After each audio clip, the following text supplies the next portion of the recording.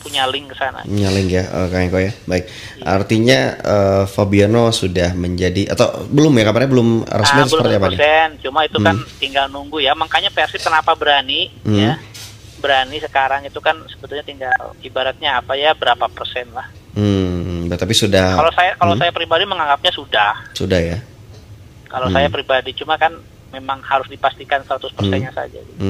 Baik, kita tunggu saja sehingga 100%. Tapi Maiko akhirnya kan di media sosial pun mungkin karena entah itu Fabiano nggak ngerti bahasa Sunda, akhirnya kan di instastory-nya kalau nggak salah di 2 atau 3 slide begitu ya, 3 slide yang pertama ada bobotoh yang memberi selamat dan di bawahnya itu ada hashtag Karolot atau apalah, pokoknya menyindir soal usia begitu. Nah, menurut Anda usia Fabiano 36 tahun apakah masih worth it begitu menjadi seorang bek Persib Bandung? Saya termasuk orang yang sangat menentang naturalisasi seperti ini ya. Tadi saya sudah mengatakan sebelumnya Pak Uci bahwa seseorang bisa naturalisasi dengan apa?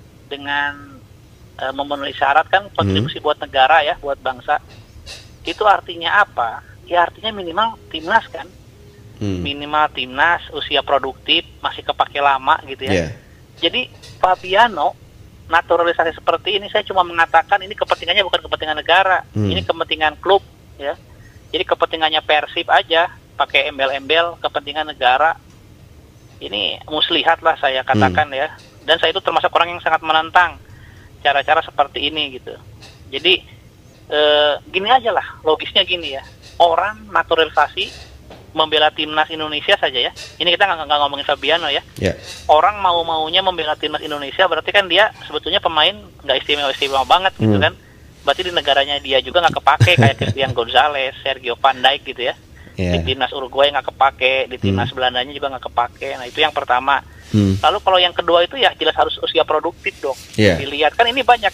Kita tuh sudah naturalisasi tuh 22 pemain lebih ya. Kita sudah menaturalisasi 22 pemain lebih, tapi begitu banyak pemain-pemain yang nggak kedengaran lagi kiprahnya kan. Betul. Coba bisa dihitung jari ya.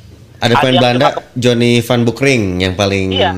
Ada yang cuma kepake itu cuma hitungan 2 bulan, 4 bulan, turnamen jangka pendek gitu ya. Padahal kalau kita mau konsisten dengan unsur alasan kepentingan negara ya, mengharumkan nama bangsa, ya itu minimal dia jangka panjang gitu ya. Lalu setelah itu ada prospek, walaupun dia usianya sudah kepala 3, tapi dia punya lisensi pelatih gitu ya. Jadi yang namanya kontribusi buat bangsa ini harus jangka panjang gitu. Kalau perlu sampai dia pensiun, karena dia bisa ngelatih dan lain sebagainya gitu. Karena saya melihat juga ada orang-orang ya yang memang pingin banget membela timnas Indonesia, kayak dulu ada Antonio Claudio, itu aja susah banget jadi WNI gitu. Jadi memang kenapa saya katakan ini politis, ini muslihat ya. Ya ini karena sangat politis, dipengaruhi oleh backing kayak gituan.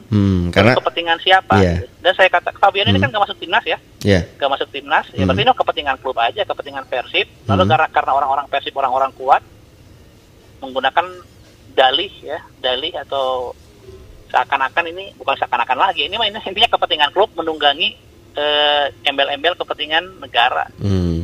Baik ya, karena sekarang sudah sangat nampak ya di Madura, lalu di Bali United juga ada beberapa nama yang sebenarnya usianya sudah habis bisa dikatakan ya, sudah tidak produktif. Tapi ya itu karena Fabiano kan menikahi orang Indonesia ya? Gitu ya.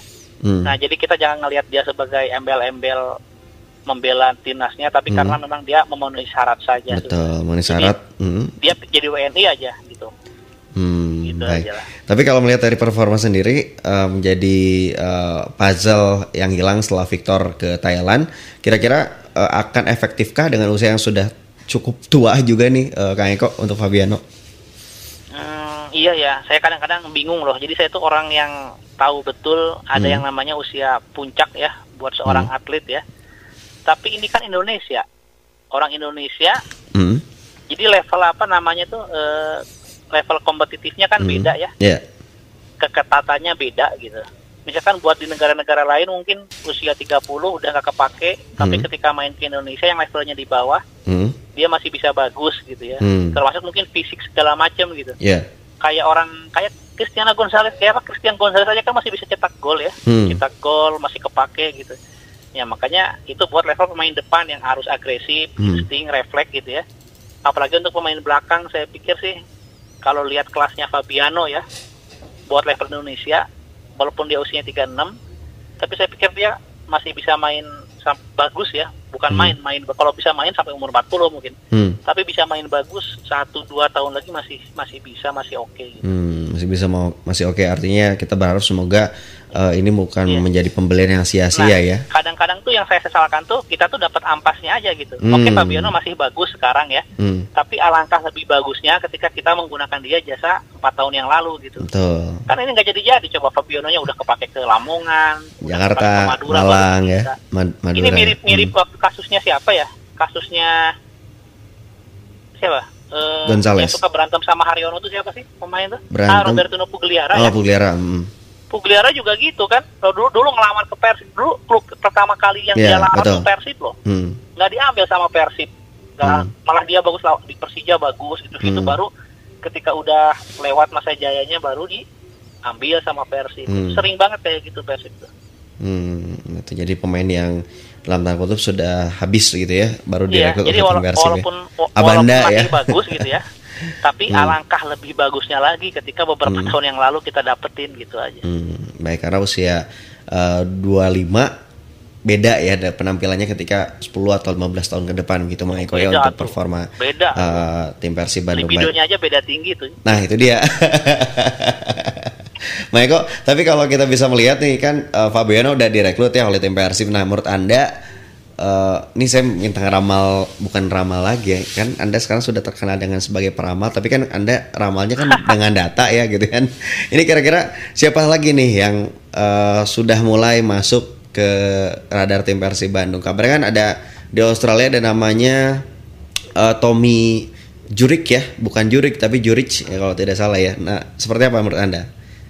Ya, jadi sebelumnya saya tuh sebenarnya nggak meramal ya, makanya saya berani menantang ya sampai lari bugil dan lain sebagainya itu karena memang udah yakin sebetulnya. Tapi kebetulan beberapa bulan terakhir ini saya memang nggak lagi begitu ya, nggak lagi pingin tahu juga gitu. Jadi saya nggak punya gambaran sih ke depannya siapa gitu. Karena memang nggak nyari tahu juga. Bahkan nama-nama yang tadi juga saya baru dengar dari Kang Fauzi gitu. Baik, nama-nama dari tapi yang jelas ini angin segar lah ya. Intinya buat di belakang saya harusnya pelatih ini udah betul-betul tahu skema yang pas gitu. Mungkin cuma baru di tengah saja, sama depan saya pikir belum klop. Baik, tinggal ini depan dan tengah ya. Semoga segera klop ya. Kang Eko, terima kasih ini sudah on di PRFM. Kapan-kapan main lagi ke Bandung. Ini Jakarta Bandung. Oh, saya nanti seminggu full di Bandung saya dari Senin minggu depan. Minggu depan ke Bandung ada dinas full. Oh baik, semoga nanti kita bisa ketemu lagi Mang Eko ya. Iya, ntar saya nginepnya di Braga lah di seberang PRFM. Siap, sambil ngopi ya Mang Eko ya. Boleh. Anda masih punya hutang saya ngopi. Oke, siap. Iya. Baik Mang Eko, terima kasih, sukses untuk Anda. Sama-sama Kang Boji.